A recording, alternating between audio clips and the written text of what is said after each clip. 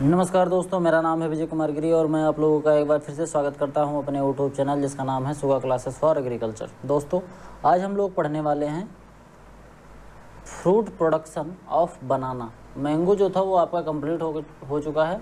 Mango को दो part में मैंने पढ़ाया है, पार्ट 1 और पार्ट 2। अगर आपने नहीं देखा है तो आप उसको देख लीजिए। आज हम लोग पढ़ने वाले हैं बनाना के बारे में। बनाना का फ्रूट प्रोडक्शन जो है इसके बारे में डिटेल में समझेंगे।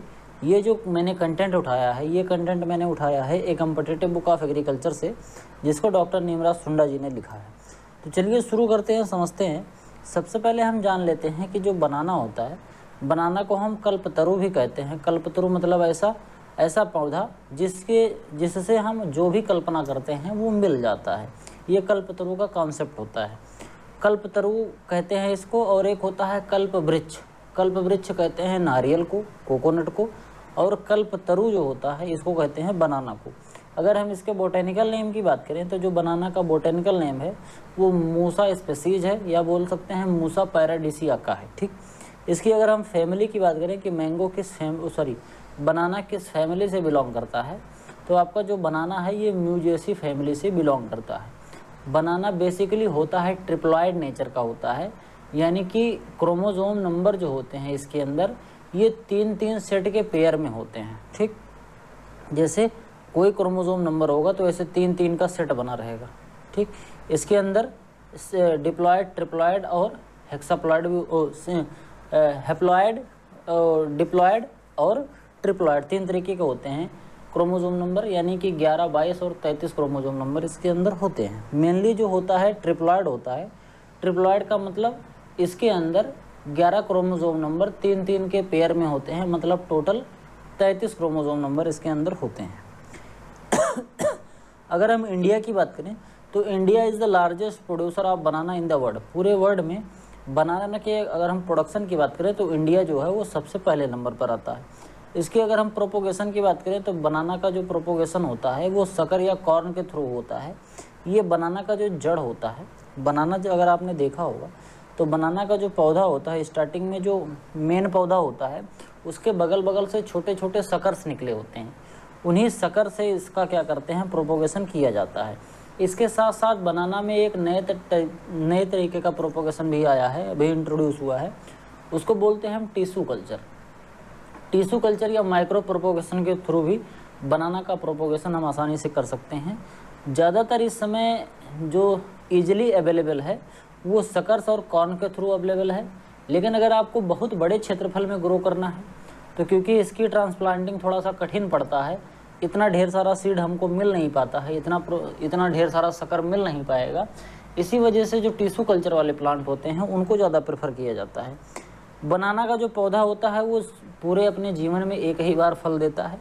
वो फल देगा और फल देने के बाद फिर वो डेड हो जाता है। बनाना हैज़ गिवन 1 टाइम फ्रूट। अब जो 1 टाइम फ्रूट देने वाले पौधे होते हैं उनको क्या बोलते हैं, मोनोकार्पिक बोलते हैं। ठीक, इसके बाद अगर हम बात करें कि बनाना का जो स्वाड शक्कर होता है जिससे हम प्रोपोगेशन करते हैं, जो शक्कर होता है इसको हम बोलते हैं स्वाड शक्कर। तो बनाना का जो स्वाड शक्कर होता है तो उसके अगर हम वेट की बात करें कि इसका वज़न कितना होता है प्रोपोगेट करने के लिए, तो इसका जो वज़न होता है वो 500 ग्राम से 750 ग्राम के आसपास तक होता है, यानी कि 2 पाव से 3 पाव के बीच में होता है इसका वज़न। अगर इतना वज़न का है तो अच्छे से आप इसको लगा सकते हैं और ये बनाना अच्छे से ग्रो हो जाएगा। Most of cultivated banana is triploidial in nature. Banana ज़्यादातर जो होते हैं वो ट्रिप्लॉइड नेचर के होते हैं, जिससे मैंने कि पहले बता दिया था, हैप्लॉइड, डिप्लॉइड और ट्रिप्लॉइड। तो ये बनाना ज़्यादातर जो होते हैं वो ट्रिप्लॉइड नेचर के होते हैं। इसके बाद अगर हम बात करें तो हमारी जो अगली स्लाइड है, इन बनाना कॉमनली फाउंड वेजिटेटिव पार्थिनोकार्पी। बनाना के अंदर पार्थिनोकार्पी पाया जाता है। पार्थिनोकार्पी का मतलब ऐसा होता है कि development of fruit without seed. बिना सीड के अगर फ्रूट का डेवलपमेंट हो रहा है तो उसको हम क्या बोलते हैं, पार्थिनोकार्पी। तो बनाना के अंदर एक वेजिटेटिव टाइप की पार्थिनोकार्पी पाई जाती है। इसमें क्या होता है कि बनाना का पौधा और बनाना का जो फ्रूट होता है, बनाना का फ्रूट तो अच्छे से डेवलप हो जाता है, लेकिन बनाना के फ्रूट में आपको कहीं भी सीड देखने को नहीं मिलेगा। समझ गए? जैसे आप जब बनाना खाते हैं तो आपको उसमें सीड नहीं मिलता, अंगूर खाते हैं तो अंगूर में भी हमको सीड देखने को नहीं मिलता है। ऐसा क्यों होता है? ऐसा होता है पार्थिनोकार्पी की वजह से।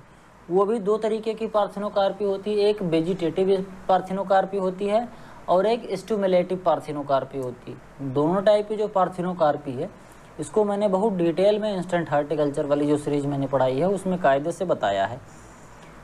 तो इसी वजह से बनाना का जो फ्रूट होता है उसके अंदर सीड नहीं पाया जाता है। जो डिप्लॉयड बनाना होता है उसकी एक वैरायटी है डिप्लॉयड बनाना की, इसका क्रोमोसोम नंबर 22 होगा क्योंकि डिप्लॉयड ही होता है। इसको कहते हैं लेडीज़ फिंगर। इसको याद कैसे कर सकते हैं? पहली बात तो डिप्लॉयड है, 2 ही है, क्रोमोसोम नंबर का 2 ही सेट पाया जाता है। उसके साथ साथ इसकी वैरायटी का नाम लेडीज़ फिंगर है, मतलब लड़कियों जैसे फिंगर, जैसे लड़कियों की उंगलियां पतली पतली होती हैं वैसे फिंगर होती है। ऐसे समझ लो कि बनाना बहुत ये जो बनाना होता है ये छोटा छोटा होता है, काफ़ी पतला पतला होता है। कैसे याद करोगे? लेडीज़ फिंगर मतलब पतली पतली उंगलियां, यानी कि पतला पतला बनाना होगा। इसके साथ साथ ये पतला होता है तो ये डिप्लॉयड होता है। ट्रिप्लॉयड मतलब 3 ही है ना, मतलब 33 क्रोमोसोम नंबर कम हो गया तो 22। इस तरीके से आप याद कर सकते हो कि लेडीज़ फिंगर बनाना की वैरायटी है और ये डिप्लॉयड नेचर की होती है। इसमें जो बनाना होता है वो काफ़ी छोटा छोटा होता है। Cut rhizome use for propagation is known as peepers. जो इसका स्वाद सकर जो हम लगाते हैं बनाना का, इसका जो राइजोम है बनाना का प्रोपोगेशन एक अलग मेथड से होता है, इसको राइजोम भी बोलते हैं। बनाना की जो ज़मीन के अंदर गांठ पड़ी होती है उस गांठ का जब हम प्रोपोगेशन करते हैं तो उस गांठ को हम क्या बोलते हैं? पेपर्स बोलते हैं। ठीक, जैसे हल्दी की गांठ होती है, अदरक की गांठ होती है, उसी तरीके से राइजोम से भी बनाना का प्रोपोगेशन किया जाता है, बिल्कुल जड़ वाला पार्ट से। इसमें तो हल्का सा जड़ होता है जो सकर होता है, इसमें जड़ भी होता है और ऊपर का स्यूडोस्टेम भी होता है। लेकिन जब हम पेपर्स का यूज करते हैं या बोले तो राइजोम्स का यूज करते हैं तो उसमें स्यूडोस्टेम बिल्कुल भी नहीं होता है, वो बिल्कुल टोटली वो जड़ वाला पार्ट होता है। और जबकि ये राइजोम जड़ होता नहीं है, जड़ नहीं होता है, ये स्यूडोस्टेम टाइप का होता है। राइजोम जो है वो बनाना का एक तना होता है। ठीक, seedlessness in banana is controlled by 2,4-D at the rate of 25 ppm। Banana की कुछ ऐसी वेराइटीज़ होती हैं जिनके अंदर आपको छोटे छोटे सीड देखने को मिल सकते हैं, तो उसको कंट्रोल करने के लिए क्या किया जाता है? एक हार्मोन आता है 2,4-D नाम का। इस हार्मोन को जब हम 25 ppm का घोल बनाकर छिड़काव कर देते हैं बनाना में तो उसमें जो ये सीड है ये नहीं लगता है।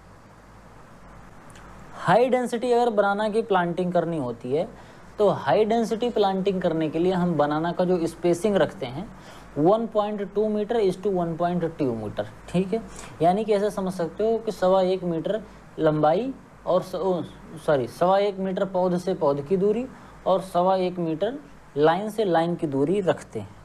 और अगर हम बढ़ा दें तो 1.5 से 1.5 मतलब 1.5 बाई 1.5 भी कर सकते हैं। ये एक बहुत ही कॉमन मेथड है। स्क्वायर मेथड से ज़्यादातर बनाना की प्लांटिंग करी जाती है। For the ripening of banana is use low concentration of ethylene with 15 to 18 degree centigrade in controlled chamber. बात समझना, बनाना जो है वो एक क्लाइमेट्रिक फ्रूट है, यानी कि अगर ये फुल्ली मैच्योर हो गया है तब हम बनाना को तोड़ेंगे तो फिर इसको हम बाद में एथिलीन के द्वारा पका सकते हैं।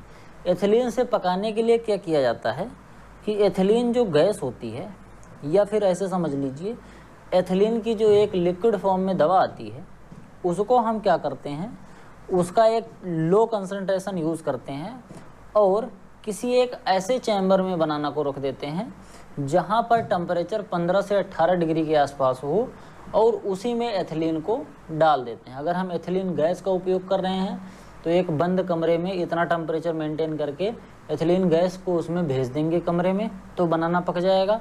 और नहीं तो फिर एथिलीन का अगर लिक्विड फॉर्म हम यूज कर रहे हैं तो हम बनाना का जो पूरा बंच होता है उसको उसी एथिलीन के घोल में डाल के निकाल लेंगे और फिर उसको कमरे में रख देंगे जिस कमरे का टेम्परेचर 15 से 18 डिग्री सेंटीग्रेड हो। इस तरीके से आपका जो बनाना है वो 1 से 2 दिन के अंदर पक जाता है। But use of acetylene is not good. इसमें एसिटिलीन जो होता है वो अच्छा नहीं माना जाता। एसिटिलीन समझ रहे हो, मतलब कारपेट लगा कर जो पकाते हैं, वो बिल्कुल भी अच्छा नहीं माना जाता है। उसके कई कारण हैं। एक तो इससे क्वालिटी ख़राब हो जाती है, और दूसरा एसिटिलीन से जो पकाया गया बनाना रहता है वो ह्यूमन कंजम्पशन के लिए भी नुकसानदेह होता है। आदमी खाता है तो उससे आदमी को नुकसान पहुंचता है। एथिलीन अगर हम एथिलीन का छिड़काव कर रहे हैं, एथिलीन से पका रहे हैं, तो 1000 ppm का घोल बना के हम स्प्रे करेंगे, इसमें आसानी से बनाना पक जाएगा।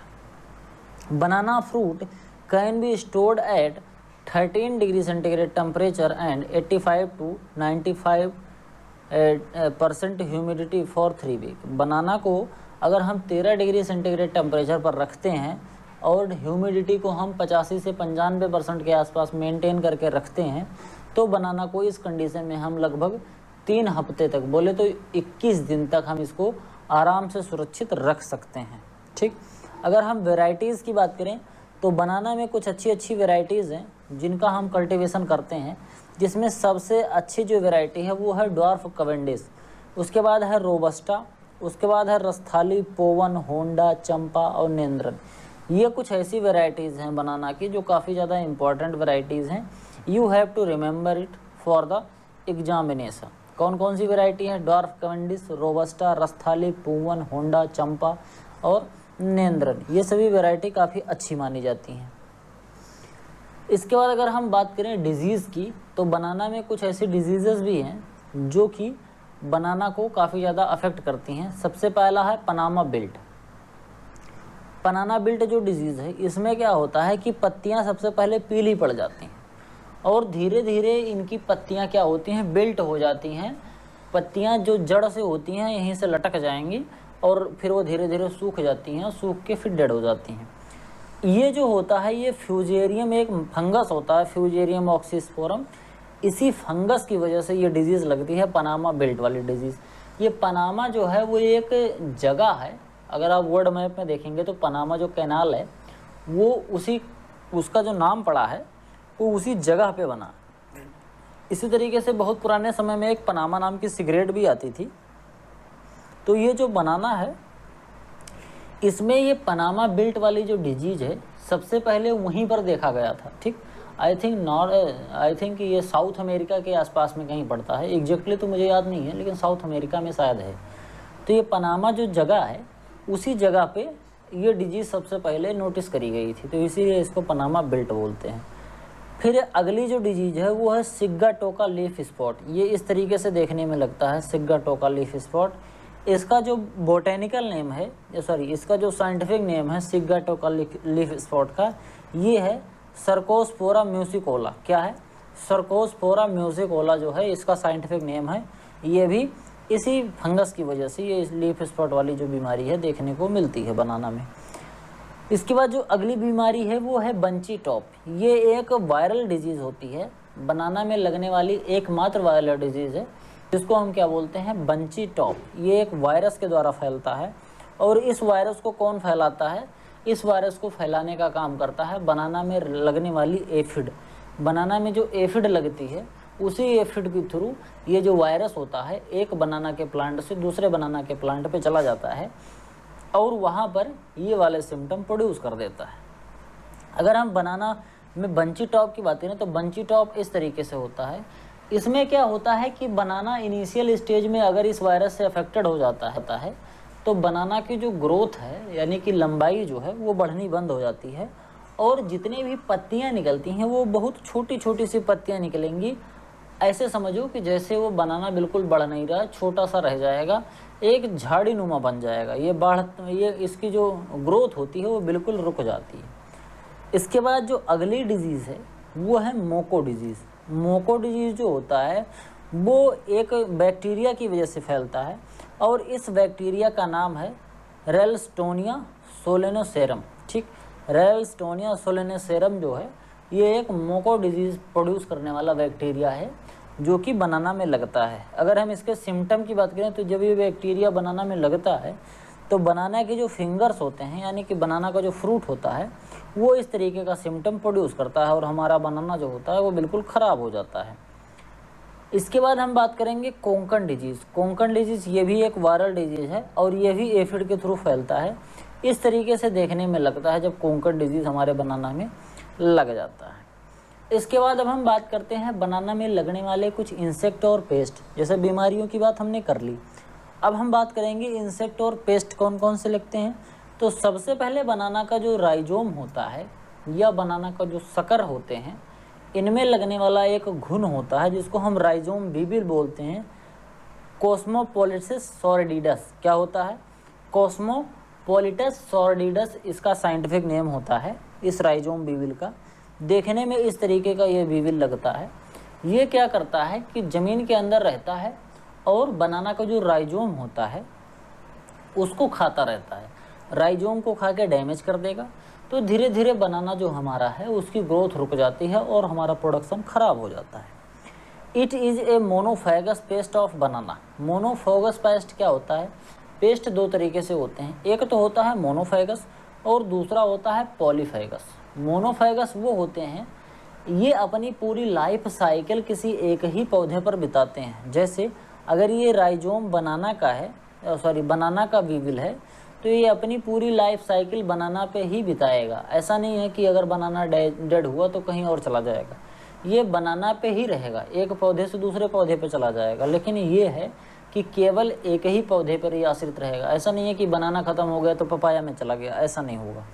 ये मोनोफैगस पेस्ट, ठीक। और एक होता है पॉलीफैगस, उसमें दो या दो से अधिक होस्ट होते हैं। मतलब जैसे मान लो कि एक पौधा डैमेज हो गया, मान लो बनाना डैमेज हो गया, पपाया पर चला गया, पपाया डैमेज हो गया, आम पे चला गया, तो इस तरीके का जो पेस्ट होते हैं उनको पॉलीफैगस बोलते हैं। लेकिन जो अपना राइजोम बीबिल है ये एक मोनोफैगस पेस्ट है। तो इसमें क्या होता है कि ये अपनी पूरी लाइफ साइकिल केवल और केवल बनाना के प्लांट पर ही पूरा करेगा।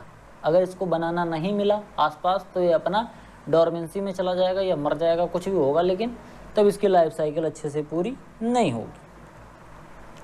अब इसके बाद हम बात करते हैं एफिड की, जो कि बनाना में जो बंची टॉप वायरस होता है उसको फैलाने का काम करता है। इसका नाम होता है पेंटालोनिया नाइग्रोनर्वोसा। क्या होता है? पेंटालोनिया नाइग्रोनर्वोसा। ये एफिड होता है। आपने देखा होगा कि जो आपका बनाना होता है, बनाना में इस तरीके से छोटे छोटे आपने देखे होंगे एफिड देखे होंगे। यही एफिड होते हैं जो कि बंची टॉप वायरस को फैलाते हैं। ये डायरेक्टली तो केवल हल्का फुल्का नुकसान करते हैं, मतलब ये जहाँ बैठेंगे वहाँ से सेल सैप को, यानी कि पौधे के अंदर जो रस होता है उसको चूसेंगे, लेकिन इनडायरेक्टली ये दूसरी बीमारियों को फैलाते हैं। इसी वजह से काफ़ी सीरियस पेस्ट इनको माना जाता है। तो बनाना काफ़ी छोटा सा था, इस बुक में काफ़ी छोटा सा लिखा भी गया है। ज़्यादा जानकारी अगर आपको लेनी है तो आप इंस्टेंट हार्टिकल्चर से पढ़ सकते हैं, जो मैंने प्लेलिस्ट बिल्कुल अच्छे से पढ़ा रखी है। तो आप जब चैनल की प्लेलिस्ट में जाएंगे तो वहाँ पर आपको मिलेगा इंस्टेंट हार्टिकल्चर पार्ट 1, वहाँ से आप देख सकते हैं बनाना को कायदे से, वहाँ और अच्छे से मैंने समझाया है। तो आज की वीडियो में केवल इतना ही। आपसे एक छोटी सी रिक्वेस्ट है कि अगर चैनल पर पहली बार आए हैं और अगर आपको मेरा काम अच्छा लग रहा है तो चैनल को सब्सक्राइब जरूर करें। आपके जो भी सुझाव हैं वो कमेंट बॉक्स में ज़रूर लिखें। ये वीडियो आपको पर्टिकुलरली पसंद आई है तो वीडियो को लाइक ज़रूर करें। आपके कोई भी सुझाव हैं आप बिल्कुल फ्री हैं, आप सुझाव दे सकते हैं। आपके सुझाव को मैं इम्प्लीमेंट करने की कोशिश करूँगा। और इसके साथ साथ आप जब सब्सक्राइब करते हैं, लाइक करते हैं, अपने दोस्तों के साथ चैनल को शेयर करते हैं, तो इससे हमारा मोटिवेशन बढ़ता है और हम आप लोगों के लिए वीडियो बनाने के लिए प्रेरित होते रहते हैं। मिलते हैं किसी दूसरी वीडियो में, तब तक के लिए इजाज़त दीजिए। धन्यवाद।